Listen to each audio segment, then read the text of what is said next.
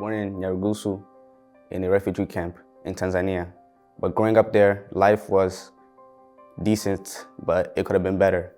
I grew up with my grandparents since my mother had me at a very young age. She was only 15 and my dad was 17. While they were developing, they were still kids. She still has to go to school and my dad had to go to school. So my grandparents took me in to ensure I got everything that I needed, like clothes, school, and other stuff. I had multiple friends in Tanzania. It was a very small village. All the houses were mostly made out of mud. I always grew up playing soccer with my cousins and friends. The ball that we played with, it was made out of a plastic like balloon, and then you wrap it around with multiple bags over and over until it had a little weight on it. Therefore you could kick it and it wouldn't float into the air. At the time, I also helped my grandparents. She had a farm. After school or days that I didn't go to school, I took some of the animals and went to feed them. Since in the area there wasn't much grass, it was basically most mud. You had to walk a couple miles or more to even just see grass. So when I was informed that I would be moving to the United States, my family told me that it would only be me and my mother moving. Not my grandpa, not my grandma, not my cousins, not my dad. Since my parents weren't really married, so it would only be me and my mother moving to the United States. I was very sad since growing up, I grew up with my grandparents and my dad and my cousins were like a big family, and just the idea of leaving them and just being me and my mom was very depressing. I didn't even want to move, even though it was a better chance for me to live a better life, get better stuff. I wouldn't want to move and leave them there because they're my everything, they're my life. They're the reason why I live. And without them, I don't know where I would be in the world. First, we were informed that we're gonna be, of course, leaving Tanzania.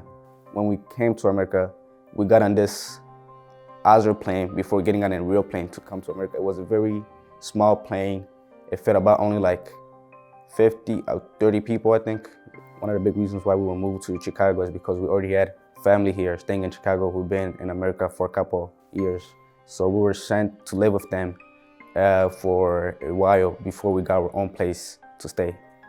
My first day was actually kind of funny. Since I'm in Africa, we were always told that America is very cold, and it was only cold. So the first day, even in the plane, I was wearing a big jacket that was like about to my knees. And then when we actually came, it was summer. So it was very hot, and it was kind of weird, and people were like kind of looking at us since we were like the only ones with big jackets. And then I got into an Uber, and then we passed downtown, and when I saw the buildings, it was just amazing, great. I saw lights, I saw big buildings, tall buildings, small buildings, and then I saw many people walking along the trail. It was just amazing to see this new stuff that I've never seen in my life. And a big challenge for me was, of course, speaking the language. It was a bit difficult the first time, but through help with multiple teachers and my teachers in the school, I was able to learn it quickly. Our school had a soccer team, and the first time the teacher asked me, what do I like playing? I told her soccer. She said I should join the soccer team. You never thought about becoming a professional soccer player or anything like that. You just play for fun. But through the school, my teacher or my coach saw that I was able to play soccer I was decent at it, and they signed me up to an actual team.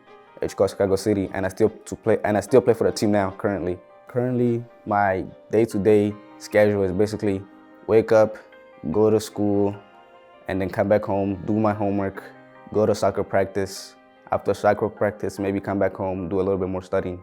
In the next 5 to 10 years, I plan to first get my major in accounting. Since I love math, I've always loved math. Even in Africa, I love doing math. It was one of those skills I didn't even when I came to the USA, it was quick to learn. I want to be able to get a job and to be an accountant. And I also just want to give back to a lot of the people that helped me within my life.